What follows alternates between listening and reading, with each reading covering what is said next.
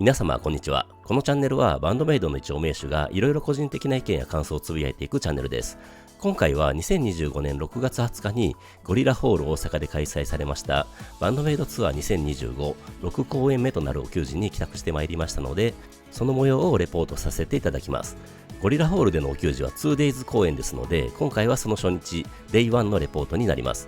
Day2 の記憶と混ざっているかもしれませんので、もしお気づきの方はコメントで教えていただけるとありがたいです。あと、大阪ということで、さえちゃんがご機嫌で MC もかなり長かったので、この動画もすごく長くなっています。見られる方は飛ばしながら見ていただければと思います。ということで、改めてレポートさせていただきます。今回は地元大阪でのお給仕ということで、昼過ぎに自宅を出て会場に向かいます。ゴリラホールということで、あーちゃん優勢なのか、ものすごい晴天です。っていうか6月なのに34度という危険な暑さ予報で、前入りでラジオにも出演していたあーちゃんが張り切っているのかと思ってしまいました。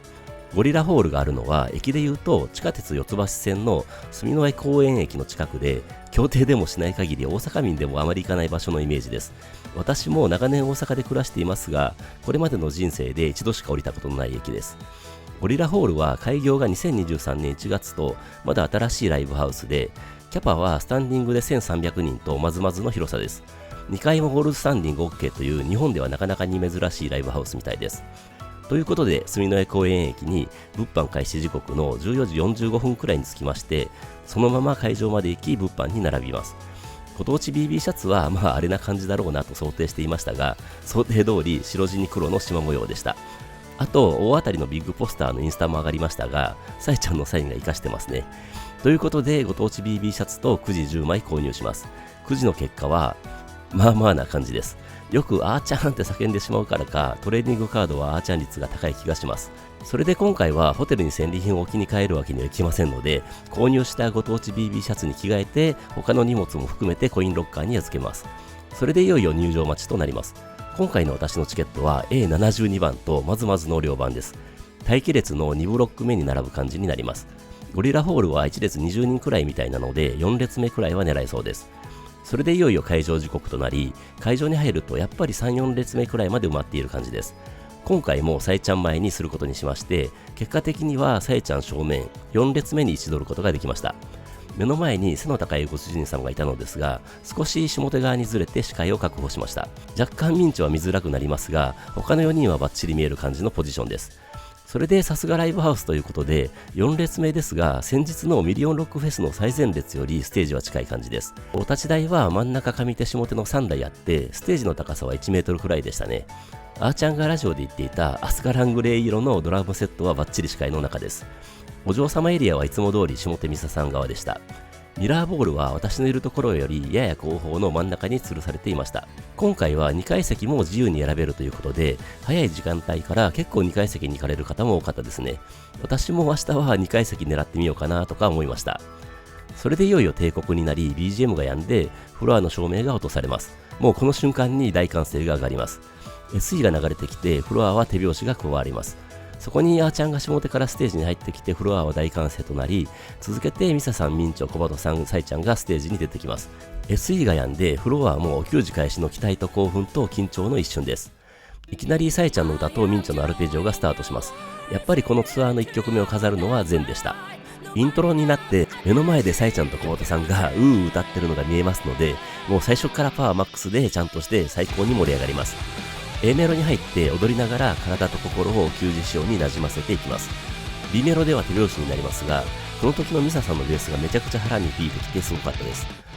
それでサビに入って思いっきり手を振り上げて、サイちゃんのボーカルとバックの演奏に酔いしれますが、もうこの時点でいきなり汗が吹き出してきます。ゴリラホール熱いです。私的に大好きな2メロの時のあーちゃんの激しいドラムをバッチリ見て聞いて、これを近くで感じられるのは尊いと一人感動します。それでサイちゃんと小バトさんがステージの前に出てきてくれるので、もう目の前に可愛いかっこいいと綺麗かっこいいが揃います。で2サビで手を振り上げながら盛り上がって、2サビ終わりからその前のサイちゃんが歌い上げるところは一瞬フロアは静かになってすぐに大歓声が上がる感じでした。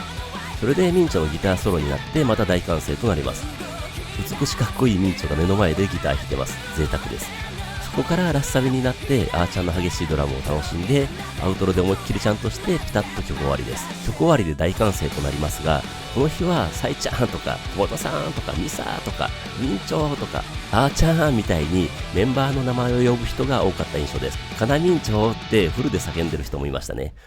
2曲目はセンスでした。ステージが暗くなってオーケストラ風のメロディーが流れてきて歓声が上がります。ステージが明るくなってイントロが始まると同時にフロアは全力のチャントで答える形になります。サイちゃんも手を振って煽ってきますので、振り上げる腕にも声にも力が入ります。1メロに入ってサイちゃんの歌が始まって、B メロのミサさんのうねるようなベースを楽しみながらヘドバンして1サビ突入です。サビのいいっそうっていうところめちゃくちゃ好きなんですが、分かっていただける方いますかね。サビ終わりで間奏になってまた思いっきりのチャントで2メロに入ります。2サビ終わりの落ちメロで手拍子で盛り上がってミンチョのギターソロですが、ここは200ごとのチャントですね。最近の曲でこの200ごとのチャントできるのこの曲くらいかなとか思いながらやってました。それで C メロになってラスサビに入るところの Shoot the Roll Fade の時にあーちゃんが思いっきりの笑顔で右手のスティックを突き上げてたのを見れて私の句でした。これ大好きなんです。それでアウトロでちゃんとして最後の You Oh My Sing Go のところはリズムに合わせて思いっきり拳を突き上げて曲終わりの完成となります。続けての3曲目はプロテクト U です。あーちゃんのブラストビートを見て聴いて楽しみつつ、最前列センター付近にいますので、前からはサイちゃん小室さん、横から後ろからはご主人様お嬢様のウフララララララが押し寄せてきます。自分の出す声は全く聞こえません。それで A メロになってサイちゃんを目の前に見ながら踊って楽しんで、 B メロになってあーちゃん見てたら見えないくらい早くフロアタムを叩く手がすごかったですし、サビ前のセクションに入るところのドラムフィルもかっこよくて私得でした。それでサビ前のところは思いっきり手を掲げてサビを待つ感じもお給仕でプロテクト U を聴く時の好きなところです。それでサビは手を振り上げながらちょっとジャンプするくらいに盛り上がりました。2メロに入って拳を振り上げながら A メロを楽しんで、 B メロは手拍子で盛り上がります。このサビ前はヘドバンしてしまいます。サビはまた盛り上がってサビ終わりでミンチョのギターソロです。ミンチョのエモエモギターソロの時は200ごとのチャントでした。この曲もでしたね。それで C メロで手拍子してラスサビ突入でこの曲最高の盛り上がり部分になります。続くアウトロであーちゃんのブラストビートを目と体で感じながら思いっきりシンガロングして、最後のサイちゃんのうーららの時に本当にフロアも一斉に静かになるのがすごいです。誰かが統制したり教えたりしたんじゃなくて自然に自発的になってますからね。曲終わりで大歓声となり、またメイドさんたちの名前が呼ばれてフロアは騒然となります。ここで最初の MC になります。小本さんのお帰りなさいませご主人様お嬢様やってまいりましたぽーバンドメイドツアー2025大阪で大歓声です。続けて小本さんが可愛くお給仕しに来たぽーっていう珍しいセリフでまた大歓声が上がります。続けて小本さんがワンデー目ですがソールドアウトぽーって本当に嬉しそうに言って会場も盛り上がってました。その時くらいにミンチョがあーちゃんのところに行ってなんか話してましたね。まあまあ真剣な感じだったので音的なことだったんでしょうか。で小本さんがこのぎゅうぎゅうのゴリラホールなので皆様熱中症には気をつけて水分補給をしっかりしてほしいぽーみたいに気遣ってくれて、周りの方にも気を使ってくれるご主人様お嬢様ですっぽねって会場に聞いてきたので、会場からは大歓声で答えます。それで小本さんは機嫌いい感じで健康的に楽しく最高的なーって新しい形容詞を編み出したので、最高的なーみたいになって最高な夜にしましょうぽーって言い直して、続けての皆様ご準備はできてますかぽーに会場は大歓声で答えて、小本さんのいつもの私の好きなフレーズそれでは素敵な夜にしましょうぽようこそバンドメイドのお給仕へで大体完成となって次セクションに入ります。MC 明けの4曲目はノーゴッドですね。準備バッチリですので思いっきりジャンプしながらちゃんとします。サイちゃんの大阪そんなもんかーの煽りもあってさらに力が入ります。A メロに入ってルールルーのところで小本さんもサイちゃんもポーズをやってくれてましたが、フロアからのルールルーが激しすぎたのかサイちゃんがめちゃ笑ってくれてましたね。1メロの間はずっとミンチョもミサさんも上手下手のお立ち台に立って演奏してくれますし、サイちゃんと小本さんもステージの前で歌ってくれてますので4人とも激近で見れますし、あーちゃんの笑顔で叩くドラムもめちゃくちゃよく見えて最高でした。サビで思いっきりジャンプしてシンガロングしてサビ終わりの感想でまたサイちゃんがめちゃくちゃ煽ってきますのでみんな全力のちゃんとです。2メロに入るとミンチョもミサさんも定位置に戻ってサイちゃんと小本さんが前にいる感じになります。小本さんの 1,2,3,4 How We Long を一緒に歌ってサビはまた思いっきりジャンプして楽しみます。サイちゃんは上手のお立ち台で歌ってましたね。なぜなら2サビ終わりでソロパートになるので、ミンチョが真ん中のお立ち台に立つからですね。それでサイちゃんのゲッダウンから下手のお立ち台に立ったリサさんのベースソロです。会場は手拍子で盛り上がります。そこからオチメロは手を掲げますが、ここ気持ちいいんですよね。それでラスサビに入って冒頭はヘドバンしますが、私の右側にいたご主人様も思いっきりヘドバンしてましたので、やっぱりこれで合ってるんだよなと思いながら思いっきりヘドバンしました。後半は普通にジャンプです。サイちゃんの We Have Got to We からのアウトロで思いっきりジャンプしながらジャンプして曲終わりです。大歓声が上がる中、ミンチョが立ち台に立って最近聞き慣れないイントロのリフを弾き始めます。なんと5曲目はスクリーミングです。ミンチョが X でポストしていた久しぶりのあの曲めっちゃ楽しみですはこれですね。去年2024年10月の札幌以来です。4人がステージの前に出てきて目の前で演奏して歌ってくれます。ミンチョはお立ち台のさらに前に出て本当にステージの前ギリギリでギターをかき鳴らしてくれます。イントロでのチャントがめちゃくちゃ声出ていてすごかったです。サイちゃんがお立ち台に足を乗せて歌う姿もかっこよかったです。確かにこのセトリに負けない激しい曲ですよね。スクリーミングといえばミンチョのリフだと思うのですが、本当に大好きなので目の前で目と耳で堪能します。イサビが終わって C メロの時の手拍子は凄まじい感じでした。そこからミンチョが真ん中のお立ち台でギターソロです。ものすごい大歓声が上がります。私も手を振り回す感じで盛り上がりました。続く D メロみたいなところは独特なタイミングでのチャントになりますが、会場のご主人様お嬢様は完璧でしたね。それでラスサビに入って最後のところでサイちゃんと小本さんの掛け合いみたいになるところが大好きです。最後はアウトロなしでピタッと終わって大歓声が上がります。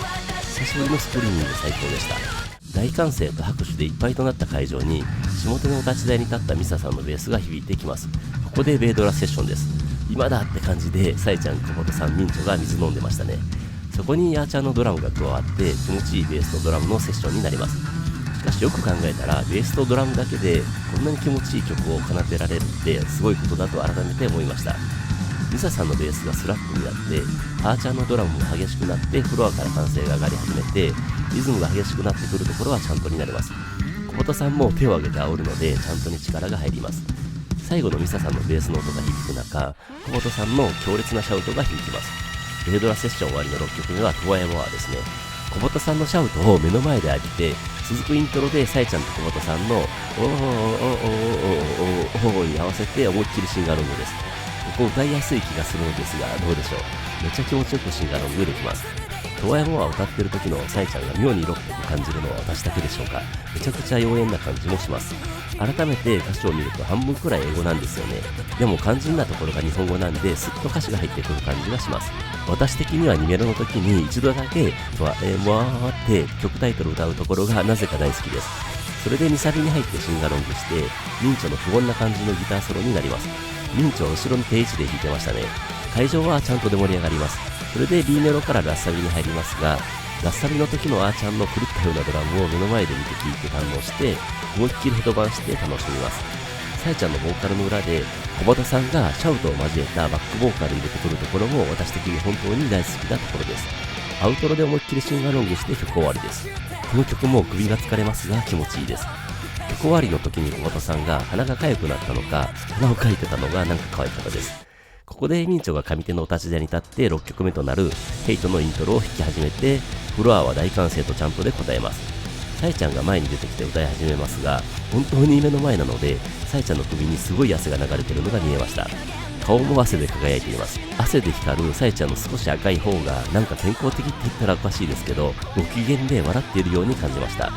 サビに入って手を振り上げながら盛り上がります。こっちも汗だくになってます。感想でちゃんとして両手を上げて待ち構えて2メロは息の合った手拍子になります。この曲はなぜかサイちゃんばっかり見てしまいます。それで2サビも思いっきり盛り上がってソロパートになります。ミンチョが真ん中のお立ち台、ミサさんが下手のお立ち台でソロを弾く感じです。会場は全力のチャントで盛り上がります。それでサイちゃんが真ん中のお立ち台で C メロを歌い始めますが、とにかくセンター付近にいますので真ん中のお立ち台に立ってくれると本当に目の前なので汗の粒まで見える感じです。それでラッサビに入って最後 I Hate You を一緒に歌って曲終わりになって大歓声です。ここでリアルエグジステンスのイントロです。メドレースタートですね。サイちゃんが真ん中のお立ち台に立っておたけびを上げながら思いっきり煽ってきます。なんて叫んでるのか聞き取れませんでした。ちなみにこのリアルエグジステンスって言いにくいのは私だけでしょうか。何度も取り直してしまいます。それでイントロが終わって A メロの手拍子と B メロでの200ごとのチャントになりますが、横からも後ろからも押し寄せてくる感じでめちゃくちゃ盛り上がってます。あーちゃんの激しいドラムも見て聴いて楽しみます。それでサビに入っても会場は手を振り上げながら大盛り上がりになります。補給時でのリアルエグジステンスは本当に盛り上がります。サビ最後の決めも堪能して、サビ終わりでアフターライフのイントロに切り替わります。サイちゃんも小畑さんも思いっきり煽ってきますので、ものすごいチャントになります。それで落ちメロが来るのが分かってますので、手を掲げて準備して、小畑さんのシャウトで両手で小畑さんを指さします。小畑さんって本当に色々な歌い方できるんだなと感心します。それであーちゃんの気持ちいいドラムフィールからラッサビになって、すぐにアウトロですが、ここのアウトロでもサイちゃんと小畑さんは煽るので、ものすごいチャントになって曲終わりです。一瞬静かになった会場に、おーおーのコーラスに続いてアローンのイントロが流れてきます。が、ちゃんとせずにすぐにラッサビに入ります。おーおーおーおーのシンガロングして、ラッサビ独特の現実からの逃避交差でアウトロになって、やっとちゃんとできる感じになって一気に盛り上がります。続けてフリーダムのイントロで全員がステージの前に出てきます。短いイントロに続けてミンチョのギターソロになるので、目の前のミンチョを見てソロを聴きながらちゃんとで盛り上がります。ソロ終わりの C メロで200ごとのちゃんとで盛り上がって、落ちサビは手拍子で盛り上がってラッサビです。何人かはタオルを回していると思うのですが、私は首に巻きつけているので手を回すだけにしました。それでアウトロになってサイちゃんが煽るのは当然ですが、最後は小畑さんも可愛く煽ってきますので、思いっきりのチャントになります。終わりで間髪を入れずにダイスの2サビが終わったところからのギターソロパートに入ります。当然ミンチョは真ん中のお立ち台でスポットライトを浴びながらソロを弾いてくれます。ここでも200ごとのチャントで落ちメロで手拍子ですね。しかしここのミサさんのベースラインは何回聴いても痺れます。それで思いっきり盛り上がってきたところでラッサビに入って手を振り上げながらシンガロングしながら楽しんで、最後アウトロではまた全力チャントですが、途中でまたサイちゃんが折ってきますので、会場はさらに上げる手と声に力が入ってました。曲終わりで小畑さんが真ん中のお立ち台でギターをかき鳴らします。多分これはメドレー独特のバージョンかと思うのですが、I Can Live With You の落ちメロ前のリフになってます。落ちメロからラッサビに入りますが、目の前で全力で I Can を歌うサイちゃんを見れて感無量でした。アウトロで会場からの大声でのチャントを受けながら曲終わりになって、おーおーおーおーおーの U のシンガロングです。サイちゃんが思いっきり両手を振り上げて、口と目を大きく開けながら煽ってきます。多分おたけびも上げてたと思いますので、会場は出せる限りの大声でシンガロングします。それでラッサビスタートです。でもラッサビは短いので、すぐにアウトロのシンガロングになります。で確かここのアウトロはシンガロング2回くらいで終わって、すぐにザ・ノンフィクション・デイズの冒頭のフェーザーがかかったようなメロディーが流れてきます。私的にはここ大好きです。それでイントロになって思いっきりちゃんとしますが、落ちメロスタートが分かっているので、両手を高く上げて待ち構えます。落ちメロスタートと同時に会場は完璧に息の合った手拍子で盛り上がります。そこからラッサビです。小畑さんの掛け合いみたいなコーラスを楽しんで、後半は200ごとのチャントで盛り上がります。それでサイちゃんの Don't Find Myself からアウトロでまたチャントで盛り上がります。一瞬静かになった会場にサイちゃんと小畑さんのランランランランランランランランのコーラスが流れてきます。メドレー最後のマナーズです。ミンチョのめちゃくちゃかっこいいリフからラッサビスタートです。最後の C メロみたいなところは歌詞的には一番味わい深いところというか、メイドさんたちの向かっているところが歌われていて本当に好きな歌詞です。それで最後締めがあって書き鳴らしになってメドレー終了になります。大歓声とメンバーの名前が叫ばれる中、ミンチョが上手のお立ち台で17曲目のシャンブルズのイントロを弾き始めます。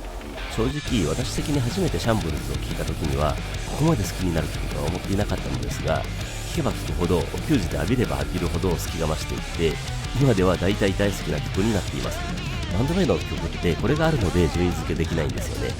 それでミンチョは上手のお立ち台、ミサさんは下手のお立ち台、サイちゃんと小畑さんも前に出てきて演奏して歌ってくれます。当然あちゃんもバスドラを踏む足まで見える位置なので、全員を視界に入れながら楽しんでます。何度も言いますが本当に贅沢させてもらってます。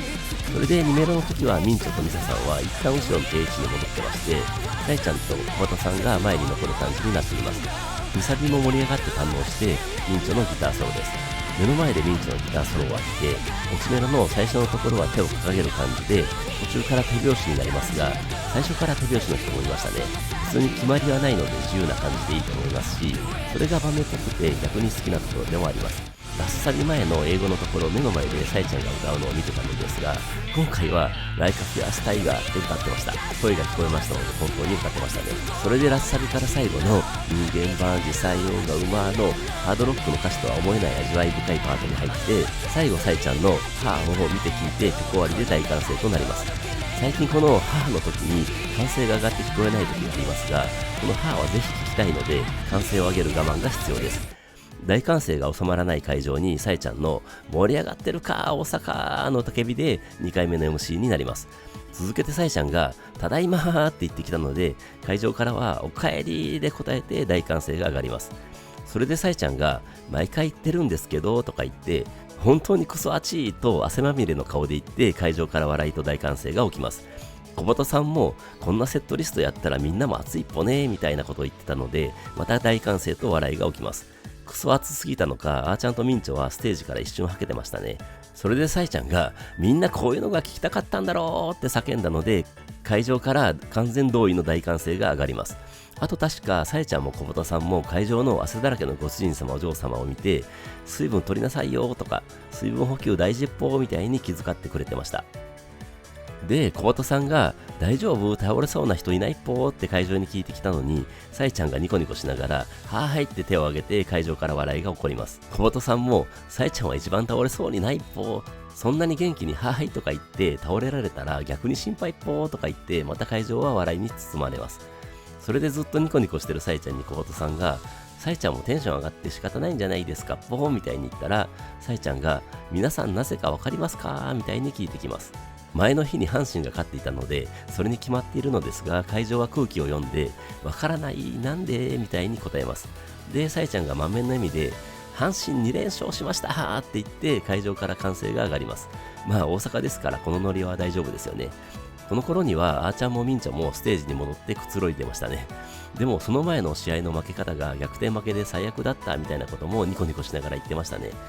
それであーちゃんとのラジオ出演の話になって、さえちゃんが聞いてくれましたかって会場に聞いてきて、私も含めて聞いたって声が上がるのですが、みんちょが嬉しそうに聞いたって言ってたのが可愛かったです。ここでミサさんが下手にはけて何かを取りに行ってました。何を取りに行ったかはこの後すぐにわかります。で、さえちゃんが続けてご機嫌な感じのまま話すのですが、2日前にあーちゃんと一緒に大阪へ移動してたら、阪神が勝つやっぱり東京にいるだけだとダメなんだと思ったよ、阪神が寂しがってたと思うみたいに本当に嬉しそうに話して、会場から笑いと歓声が起こります。さえちゃんのご機嫌は止まらずに、私嬉しいんですよとか言って本当に超ご機嫌でした。小畑さんからも今日歌っててもニコニコだったっぽねとか言われてましたね。それで会場から現時点でやってる試合経過で1点負けてるという情報が発信されて、小畑さんが慌てて負けてる情報は伝えちゃダメっぽ、嘘でも勝ってるって言ってっぽみたいに注意します。でもさえちゃんは相変わらずご機嫌で会場の方を見て、佐伯投手のタオル見つけたとか言ってはしゃいでます。こんなにテンション高いさえちゃんは貴重なので、大阪お球児の醍醐味でもあります。阪神勝っていてくれて本当に良かったです。お名手様ならどこの球団ファンでもお球児前の阪神は応援してしまうはずです。小畑さんも今日は小畑止めない一歩、さえちゃんの10で一歩、こんな笑顔のさえちゃん珍しい一歩とか言ってました。確かにです。さえちゃんも私も笑うくらいはできますよとか言って会場は笑いに包まれてました。でも自由なのはさえちゃんだけではなくて、ミサさんがステージに戻ってきたのですが、手にアイスキャンディーと白い発泡スチロールのパックみたいなのを持ってます。で、下手にあーちゃんとミンチョも集まって、ミサさんとミンチョはアイスキャンディーを食べ始めて、あーちゃんはそのパックに入っているものを食べ始めます。どうもたこ焼きのようでした。自由です。で、さえちゃんがまだ昨日もラジオ局行った時に阪神勝ってよかったねとか言ってもらえて、そうなんですよ、どうなるかと思ったみたいな話をしてたみたいに続けるので、ついに小畑さんも何にもツアーの話してないぽーって焦り出します。確かにここまで全く関係ない話で盛り上がってましたしね。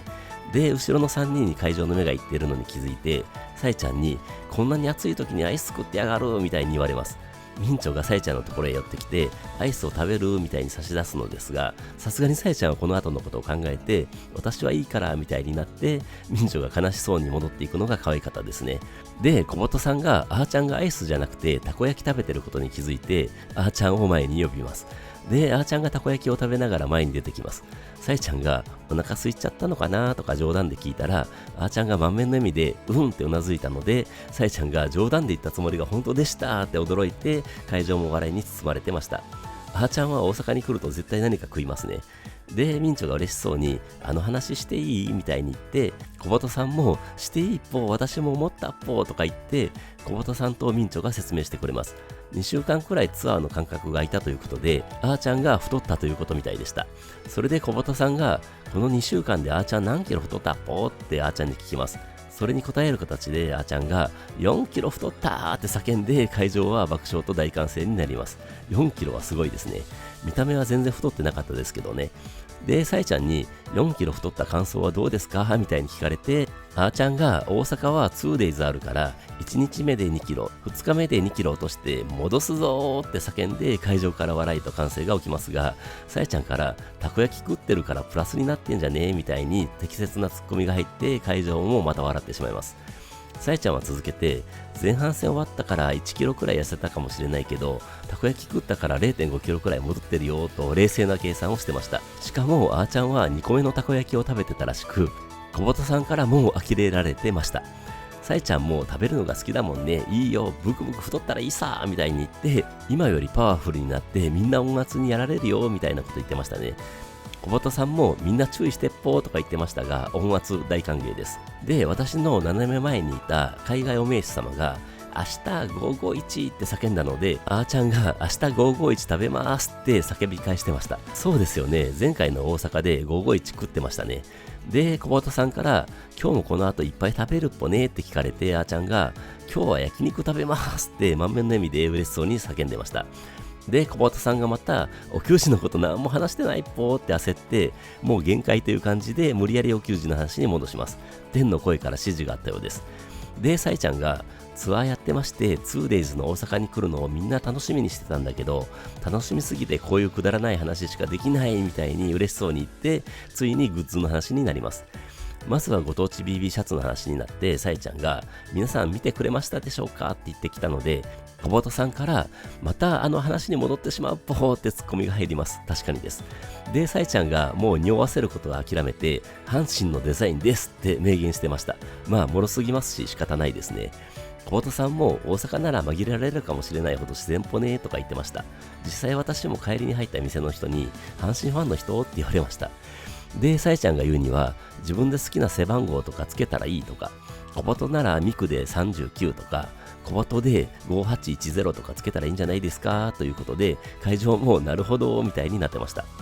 で、確かこの時に最前列のご主人様が小鳩さんに話しかけようとしてたので、さえちゃんから最前列の人がうるさいんですけど、私が喋ってる時は黙りなさいみたいに怒られてましたね。で、さえちゃんがツアー T シャツの説明をする感じになって、会場に見ましたかって聞いてきたのですが、タイミングが悪かったのか会場からの反応がなかったので、私が聞いた時は喋っていいんだよみたいになって笑いが起こります。で、デザインが細かいという話になって、最初は文字のところも英語で書いていたらしいのですが、さすがにそれはプリントできないということで、今の暗号みたいな感じになったらしいです。でも小鳩さんが小さい文字を解読しようとしているご主人様お嬢様がいるっぽーとか言って、さえちゃんがあれは謎文字なので解読できませんよ、皆さんの思う文章にしたらいいですよって言ってくれて、会場は温かい笑いになります。ちなみにあーちゃん、みささん、みんちょはドラムのところでくつろいで談笑してましたね。あとは番外編の時に出したダイナ T シャツが復活した話とか、その他いろいろありますみたいに雑に説明して、小鳩さんが外れなしのくじもありますっぽーみたいに付け加えたら、さえちゃんが思い出したように、私はくじの引きが弱いんだけど、さっき4キロ太ったって人は引きが強いという話をしてくれます。昨日のラジオで言っていたやつですね。ロックレディのガチャガチャでさえちゃんはティナを引きたいのに、リリサシロみたいに4回連続ダメだったらしいです。で、あーちゃんに回してもらったら1回目でティナを引き当てて、で続けてさえちゃんが回したらリリサだったみたいに言って、会場から笑いが起きます。で、またあーちゃんに回してもらったらオトハが出て、次はティナが出たらしいです。本当にあーちゃん引き強いんですね。で、さえちゃんが私気が弱いからくじ引いてるみんなの気持ちわかるよって言ってくれて、会場から笑いと歓声が起きます。それでトレーディングカードの話になって、さえちゃんがさえちゃんの実写のやつが5枚も出たんですってポストを見て、なんかごめんねみたいになったとか言って笑いが起きて、小鳩さんも小鳩さんしか出ませんみたいにポストしてる人もいたっぽみたいに言って、さらに笑いが起きてました。あと給仕バッグの話になって、さえちゃんが今日は晴れたけどなぜか雨が多いので折りたたみ傘も入りますのでみたいにとぼけた説明をして、会場は笑いと歓声が起きます。でもさえちゃんも自覚していて、私は悪天候女ですけど昨日はあーちゃんと一緒にいたから晴れたよみたいなことも言ってましたね。あと替えの T シャツとかタオルも入るので、これがあればいつでもお給仕で帰宅できるということも言ってました。私も常にお給仕セットを入れておいてますので、いつでもお給仕に帰宅できます。で、こんなもんかなということで、さえちゃんがあの時間やったらいいんじゃないのみたいに言ってきて、小畑さんも小畑の必殺技のお時間になりましたぽーって言っておまじないタイムになります。この時にさえちゃんがステージの少し後ろに行ってお尻を出す感じでこの字に体を折ってニコニコしてましたね。何のポーズだったのか分かりませんでしたが、小畑さんがおまじないタイムって叫んで、さえちゃんもう行くよーみたいな叫び声を上げたので、会場は大歓声となります。で、小畑さんが阪神タイガースって歌ったので、会場からフレーフレフレフレって返す感じになって、さえちゃんがご機嫌な感じで六甲おろしにって歌い始めて、会場も乗りかけますが、さえちゃんが止めて終わり終わりおまじないタイム行きますって言ってご機嫌でステージからはけていきましたね。で、改めて小畑さんがおまじないタイムって叫んで、ここは大阪なのでどこよりも大きな声でやかましく行きましょうぽーということで、萌え萌えキュンキュンが始まります。さすがに大阪だからなのか、会場からはめちゃくちゃ大声で萌え萌えキュンキュンって書いてました。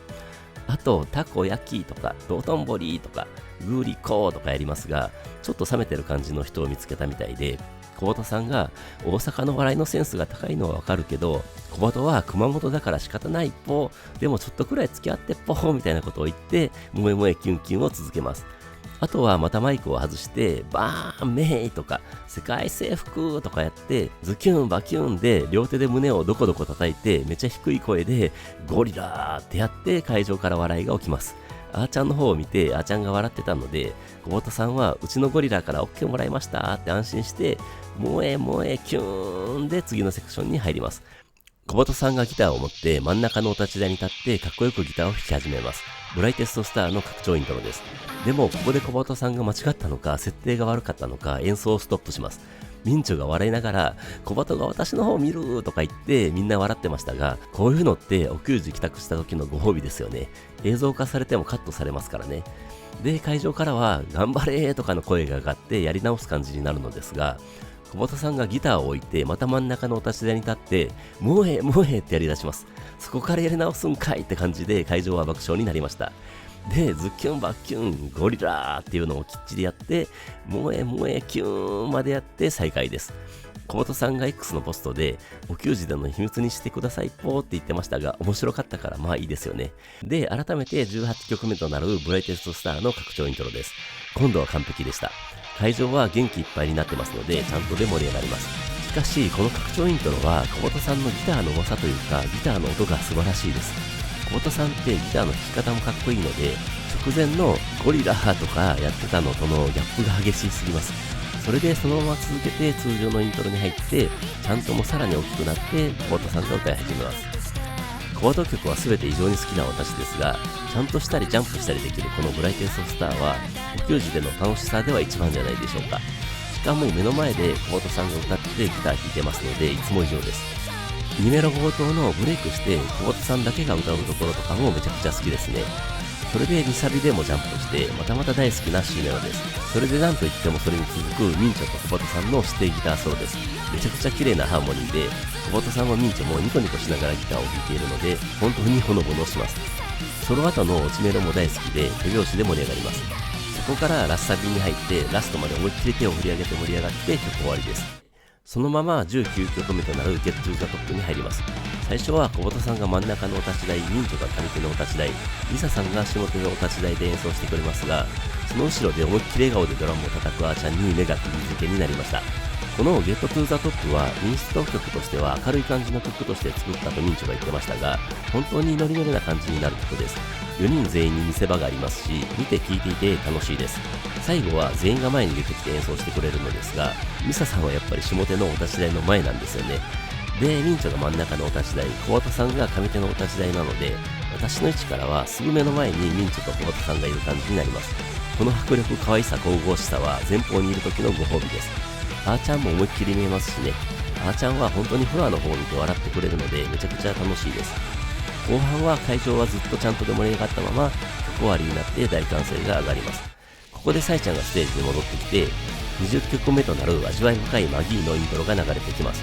サイちゃんがお立ち台のところまで来て歌ってくれるので、またサイちゃんに目が釘付けになってしまいます。サビ前で思いっきり手拍子しながらサイちゃんのジャンプジャンプジャンプを待ち受けてサビで思いっきりジャンプです。もう汗がすごい感じになってしまいましたが、補給時でのこのマギーのサビは本当に気持ちいいので汗を振りまきながらジャンプしました。好きな曲を聴きながらスポーツしているみたいな感じです。2メロのブレイクが何度か入る構成もこの曲のメリハリを演出していて本当に素晴らしいと思います。 B メロでまた手拍子で盛り上がって2サビでまた気持ちよくジャンプですね。そこからの C メロで最後サイちゃんのあーだのこうだのぐちぐち言わずに何でもかんでも本気でやったらいいは音的にもリズム的にも本当に気持ちよくて好きなところです。それでミンチョのギターソロになりますが、ソロ終わりの落ちメロからサイちゃんの英語の歌詞になるところが実はこの曲で私的に一番好きなところです。それでラスサビでまたジャンプして楽しんでアウトロでちゃんとして盛り上がったまま曲終わりの大歓声になります。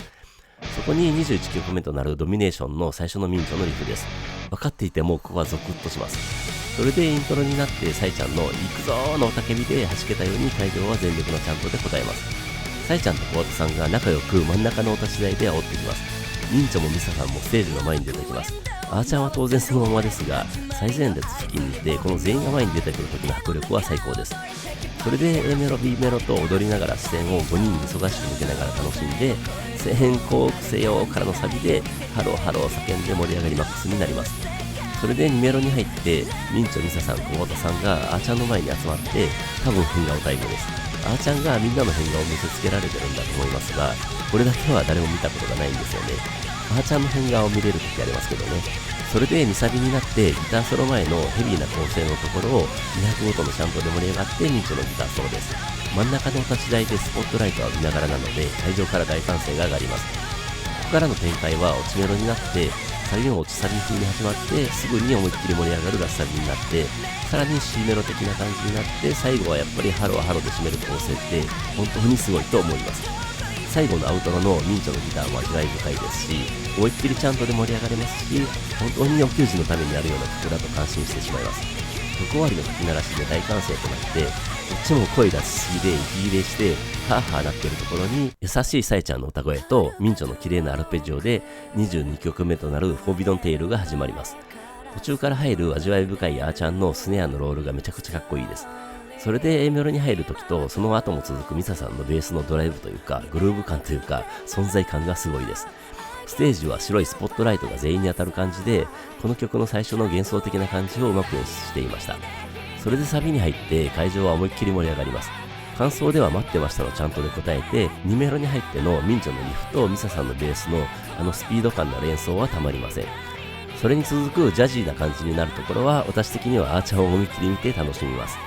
それで2サビでまた盛り上がって2サビ終わりの完成は私的にはうおーって叫んだりホーホーみたいに叫んだりして変化をつけて楽しみます。そこからこの曲はこれでもかと激しく展開していきますが見て聴いているこっちはヘドバンしたり手を挙げたりしながらなんかトランス状態みたいになります。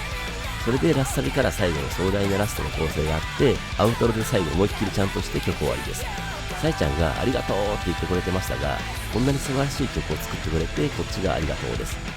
23曲目はサイちゃんの優しさで入れてくれたと思われるベスティです。やっぱりステージはオレンジ色の照明でした。私的にもなぜかベスティは温かいオレンジ色のイメージがしています。目の前でサイちゃんのボーカルと小畑さんの綺麗なコーラスを堪能します。ベスティといえば MV の白い衣装を身にまとったメイドさんたちが目に浮かんできます。あの MV は秀逸だと思います。会場はゆっくり踊ったり手を挙げてゆっくり動かしたりしながら楽しめますがメイドさんたちも少しは体力回復できるんでしょうか。ミンチョのソロとかは結構激しいですしミサさんのベースラインもすごいですしあーちゃんのドラムも複雑ですし小畑さんのコーラスも歌い上げるサイちゃんのボーカルもすごいのでそれほど休める曲でもないような気もしています。それでその激しいミンチョのギターソロを味わってソロ終わりのあーちゃんのバスドラからスネアを叩くところが大好きなのであーちゃんを思いっきり見て楽しみました。ラッサビは手を前後に動かして曲に聴き入って最後ミンチョの優しいリフで曲終わりです。またサイちゃんのありがとうをもらいました。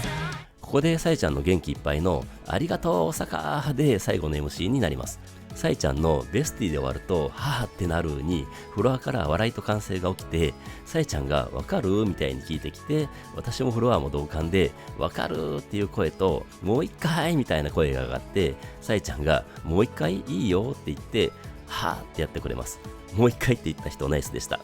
で、さいちゃんが、こうやっていろいろな曲があるんですけど、なんとって言って思わせぶりに間を開けるので、会場からなんととかの期待の声が上がります。まああれだろうなと思っていたら、やっぱりさいちゃんは続けて、EP を制作中ですって言って会場から笑いと歓声が起きます。で、どんな曲が入るのかわかりませんみたいに嬉しそうに言って、また会場から笑いと歓声が起きます。で、さいちゃんが、ゼンとレディートゥロックは入るよね、みたいに、まあ当然予想されることを教えてくれて、会場はさも驚いたように歓声を上げます。でも、小畑さんが、さいちゃんが、した曲も入るっぽ、お楽しみにって匂わせてきます。ひょっとしてさいちゃんがキーボード弾いてる曲、それとも作曲した曲とか思って期待してしまいました。あとまあ当然、峠暗記のエンディング主題歌の What is Justice も入るということで、もうこの時点で買うしかないですよね。まあどんなんでも買うんですけどね。それで What is Justice の話が続いて、さいちゃんがバトル系のアニメなのでかっこいい曲なのは保証するって言ってましたが、そもそもかっこいい曲ばかりなのに、あえてかっこいいと言ってくるということはどんなにかっこいいんだろうと期待が高まります。小鳩さんもエンディングだからといってバンドメイドはバラードみたいなのやらないっぽーとか言って歓声が上がります。それでさいちゃんが、かなみちゃんが原作を読んで作ってくれたと説明してくれて、みんちょもめっちゃ面白かったですみたいに言ってましたね。で、さいちゃんが漫画もまだ続いてて、アニメも続くよねみたいにあーちゃんに向かって言ったら、あーちゃんがアニメはみたいに言いよどんでたので、さいちゃんが気づいて、あ、それはあーちゃんの予想だったみたいに言って会場から笑い声が上がります。舞台もやってるし漫画も人気だから、あーちゃんの予想では3クールくらい行くのではということでした。アニオタのあーちゃんなので予想たるかもしれないですよね。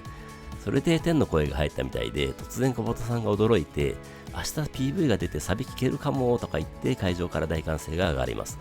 で、さいちゃんがいろんな意味ではいだよねとか言って、小鳩さんがさいちゃんもはいな感じだっぽーみたいに返したら、さいちゃんがはいがはいではいとかよくわからないことを言って会場から笑いが起きます。で、ミンチョが嬉しそうに、ちなみにですね、EP 制作はあとちょっとでできるみたいに言って大歓声と笑いが起こって、この話は締めになりました。それでこのツアー恒例となったミサさんの開封の儀に移ります。で、ミサさんが準備してなかったみたいでビールを取りに行ってる間に間が空いたので、小鳩さんがサイちゃんに昨日は何を食べたっぽーとか聞いたら、サイちゃんが刺身とか大阪と全然関係ないのを言ったので笑いが起きましたが、ミンチョが中村屋のコロッケと大阪らしいのを言ってきます。天神橋筋商店街にある有名な揚げ物屋です。で、サイちゃんが、あーちゃんはコロッケ2個とミンチカツ2個食べて、ナゲットも1個食べたとか教えてくれます。そりゃ4キロ太りますよね。小鳩さんとサイちゃんからも、それは太るっぽーとか、自業自得とか言われてました。ちなみにどうでもいいことですが、関東方面ではメンチで、関西はミンチだと思うのですが、サイちゃんはミンチと言ってましたので、お母さんの影響なんでしょうかね。で、ミサさんの準備ができたみたいで、ミサさんがビールを持って真ん中のお立ち台に乗るのですが、なぜか前回はあーちゃんがやった口真似対決を、今回は久保田さんがやることになりました。ミサさんは勝負だとか言ってやる気満々でした。で、先攻後攻を決めるじゃんけんをするのですが、息が張ってなくてグダグダな感じになりましたが、久保田さんが勝って後攻を選びます。で、ミサさんがビールの蓋を開けるのですが、めちゃくちゃいい音が出てました。本当にうまいですね。それで続けて先攻のミサさんがマイクに向かって、クシューみたいに口真似して歓声が上がります。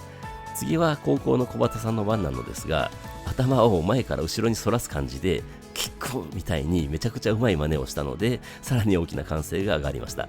で、サイちゃんに、これは小畑の勝ちじゃないって言われて、ミサさんが悔しがって落ち込んだ感じになります。で、小畑さんが落ち込むミサさんに、乾杯しないといけない一歩みたいに言って、会場と一緒に3、2、1とカウントダウンして、乾杯でミサさんが気を取り直してビールを飲みます。サイちゃんが、ミサちゃん悔しがりすぎとか、小畑すごいじゃんとか言ってましたね。ミサさんは悔しそうでしたが、一応滞りなく開封の儀は終わりました。あと、ゴリラホール大阪は初めてとか、2日ともソールドアウトできたのは嬉しいとか言って、サイちゃんが大阪大好きって言ってくれてました。あと、10月24日にナンバーハッチに帰ってくるので再集合お願いしますとか、その時には What is Justice 聞けるはずとか嬉しいこと言ってくれて、会場は大歓声で盛り上がります。サイちゃんが皆さんにパワーいただいてますみたいに主張なことも言ってくれてましたね。小畑さんが大阪に帰ってくるとさえちゃんは元気になりますっぽとか言ってましたので、今からナンバー8も楽しみです。さえちゃんも大阪はパワーチャージできるみたいに言ってくれてました。それで小畑さんがツアーファイナルは12月7日の東京ガーデンシアターですポネとか紹介してくれた時に、さえちゃんがリベンジしたいって言ってきて、ソールドアウトさせていこうって叫んで、会場から同意と決意の大歓声が上がります。これはぜひ叶えたいですよね。で MC も終わりということで、さえちゃんがラストスパート行こうかなって言った時に、まだミンチョがドラムのところに座ってたり、あーちゃんがなんか食べてたりしたので、小畑さんとさえちゃんが何くつろいでんだよみたいな感じで探します。でなんとか配置について、改めてさえちゃんが大阪ラストスパートいけんのかの叫びで大歓声が返って、ドラムとベースとギターの音がジャーンって鳴らされる中、24曲目ラストスパートの最初となるアンリッシュのさえちゃんのボーカルが始まります。すぐにイントロに入って全力のチャントで答えますが、さえちゃんは相変わらずご機嫌なので、目の前で思いっきりの笑顔で腕振り振りダンスやってくれました。もう目の前でこれ見れただけでとてつもない満足感でした。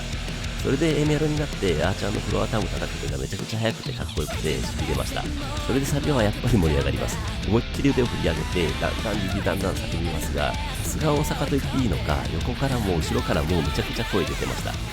それで感想になってまたちゃんとで盛り上がるのですが、さえちゃんはやっぱりご機嫌で2回先に向かって腕振り振りダンスしてくれてました。2メロもダンスしたりシンガロングしたり、サビでだんだんジリだんだん叫んで楽しんで、サビ終わりのところは思いっきりヘドバンして C メロで手拍子です。このめちゃくちゃ激しいミサさんのベースとあーちゃんの変則カモ回しも堪能して、さえちゃんの Now We Go からミンチョのギターソロ最高です。ソロ中のチャントとだんだんジリだんだんも楽しんでラスサビ突入です。思いっきりヘドバンしてアウトロのチャントです。最後もさえちゃんと一緒にだんだんジリだんだん叫んで曲終わりとなります。次の25曲目は玉屋ですね。目の前でさえちゃんと小畑さんの綺麗なコーラスになる最初のボーカルを心に染み入るように聴いて、さえちゃんのライダファイヤーからイントロになって思いっきりジャンプしながらちゃんとして盛り上がります。ジャンプしながら見た実情少し後方にあるミラーボールはバッチリ使ってました。それでメロに入って踊りながら聴いてたら、一貫ひらめきとかドッカンコロロクとかの時に横にいた人が手でポーズしていたのを見て、あやるんだ、次回からやろうって思いました。それで B メロ最後の鳴らせ鳴らせ期待よ鳴らせのところから手を思いっきり上げて準備して、サビでそのままジャンプです。歌詞通り照れないで遊び尽くしている感じがして、このサビは最高に楽しいです。それで感想でちゃんとして2メロに入りますが、1メロから変化して小畑さんとの掛け合いみたいになるところも大好きですし、B メロのロマンティックは止まらないはやっぱりあのバンドリスペクトなんでしょうか。私世代にはたまりません。それで2サビでも思いっきりジャンプして楽しんで C メロになりますが、歌詞もメロディーも味わい深いんですよね。それでギターソロパートは全員のソロバトルバージョンです。ミサさんとミンチョのバトルは飛車角みたいな威厳があって、最後にあーちゃんのめちゃくちゃかっこいいドラムソロ的なパートと、それに続く小畑さんのリズムギターソロ的なパートがある構成は完璧なバランスで感心してしまいます。バトル中にサイちゃんは後ろで楽しそうに踊ってましたね。やっぱりご機嫌なんですね。それでラスサビになって足つりそうになりながらアウトロまでジャンプして曲終わりで大歓声となります。続けての26曲目はチューズミーです。両手を上に上げて待ち構えます。サイちゃんが歌い出すと同時に会場は手拍子で迎えます。完璧でした。チューズミーはもうフロアのご主人様お嬢様も手慣れてますので、手拍子も普通のチャントも200ごとになるチャントもシンガロングも完璧なので、ステージとフロアの一体感がすごいです。2メロに入るとミサさんとミンチョが上手下手入れ替わってくれるのも定番です。これ何気に嬉しいんですよね。目の前のサイちゃんと小畑さんを見ながら少し後ろにあーちゃんの笑顔、その両脇にミサさんとミンチョも間近に感じてのチューズミーってなんて贅沢なんだろうと思いながら2作も楽しみます。それでいよいよ大好きなミンチョのギターソロになります。ミンチョが真ん中のお立ち台でかっこよく気持ちよさそうにチューズミーのギターソロを弾いてるのですが、後ろであーちゃんを撮ってるカメラに映ろうとしてミサさんも小畑さんもサイちゃんも集まってるのが見えました。キャッキャしながらサイちゃんがピースサインしてはしゃいでいたように思います。自由ですね。っていうか演奏中によくそんな余裕があるなと変に感心してしまいました。めちゃくちゃ余裕で演奏してるんですよね。すごいです。それでソロ終わりの落ちメロで手拍子で盛り上がって、大好きなあーちゃんのドラムフィルからラッサビに入ってミンチョのギターソロを見て聴きながらちゃんとして、最後サイちゃんの迷わずチューズミーを堪能して曲終わりの完成です。吹き鳴らしの中サイちゃんのありがとう大阪、次がラストの叫びです。ラスト27曲目はレディートゥーロックです。目の前でミンチョのギターが吹き鳴らされると同時に大歓声が上がります。それでアーチャーのブラストビートが加わりますが、アーチャーの足を思いっきり見てしまいました。めちゃくちゃ速かったです。しかしギターとドラムだけでこの迫力出せるバンドって他に存在するんでしょうかっていうくらいのすごいです。とんでもないです。それでサイちゃんが目の前に出てきてくれて歌い始めます。最近いつもそうなんですが、このリピートロックが始まると首から吊るしているメモもペンも手放して全力楽しむモードに切り替えます。まだ新しい曲なので会場のノリはみんなそれぞれ楽しんでいる感じで、それも逆に気持ちいいんですよね。でもおーのシンガロングはバッチリ合います。このシンガロングサビでも同じというのがどういう風に作曲したらそんなことができるんだろうと感心してしまいます。それでいよいよサビになって私はまたダンスモード機で楽しみます。サイちゃんもお見せしましょうの時に指を輪っかにして目の前で振るやつをやってくれてましたね。めっちゃ笑顔でした。2メロになって何度だってのところのバックの演奏がめちゃくちゃ好きなところです。それで B メロになって久保田さんのやめられないしやるしかないなの時は自由になった両手で思いっきり久保田さんを指すのがマイブートです。で2サビで1サビと同じでいいんだろうかと思いながらまたダンスしてシンガロングしてサビ終わりです。すぐに始まる久保田さんのミニソロをバッチリ見て聞いて目の前でのミンチョのギターソロをちゃんとしながら堪能します。なんかミンチョが最近さらに美しさに磨きがかかってきたように思えるのは私だけでしょうか。とにかく神々しいほどでした。それで短い落ちメロになりますが、ここは手拍子って感じになってきましたね。でラスサビです。もう最後だと分かっているのであーちゃんのバスドラブレイクを堪能しながら本当に残った体力の声を出し切る感じで踊ってシンガロングします。最後のサイちゃんの湧き上がるよ希望で大歓声となって最後の吹き鳴らしになります。吹き鳴らしの中サイちゃんのありがとう大阪お前らやっぱり最高だなまた会おうなの叫びが上がって吹き鳴らしが終わり、久保田さんのいってらっしゃいませご主人様お嬢様バンドメイドでしたっぽーバイバイ来るっぽーでゴリラホール大阪デイ1の球児は終わりました。なかなかいいポジションにいましたが残念ながらピックはゲットできませんでした。いやゴリラホール大阪デイ1やってくれました。またまた最高を更新です。何よりもこんなに超ご機嫌なサイちゃんを味わえるのは貴重でしたし、本当にステージもフロアも熱くてノリノリで盛り上がりました。勝ってくれた阪神にも感謝したいところです。本当に最高のお球児でした。しかしこの激しすぎるセトリにさらに激しいスクリーミングぶち込んでくるとはメイドさんたちの意気込みというか大会系のノリはすごいです。以前サイちゃんがこのセトリはお互いやばいので少し考えますみたいに言ってましたがベスティ入れたのでこれでいいよねって感じなんですね。いやすごすぎます。でも LINE キューブ渋谷の時にセトリにドビモを抜かれて広島クラブクワトロでメドレーが加わってさらに激しさがアップしてここまで来たわけですが、私的にはお給仕前に体調を整えて万全で挑むようになったので常に大汗にはなりますが結構慣れてきたこともあってめちゃくちゃ汗かいて騒いで声出して踊って本当に楽しいです。まあその代わりというか阪神仕様の BB シャツとタオルは当然ですがズボンも汗でぐしょぐしょでポケットに入れていたものが全て汗まみれになってました。本当に熱いステージでした。お給仕後に公式写真がポストされましたがあーちゃんのゴリラポーズが可愛すぎて一人燃えてました。周りから見たらおっさんがスマホ見てニヤニヤしていて気持ち悪かったと思います。恒例のサイちゃんのポストは大阪1日目ありがとういやー楽しすぎた汗ダックダク気持ちよかった大阪最高です大好きですハッシュタグバンドメイドで感想ちょうだい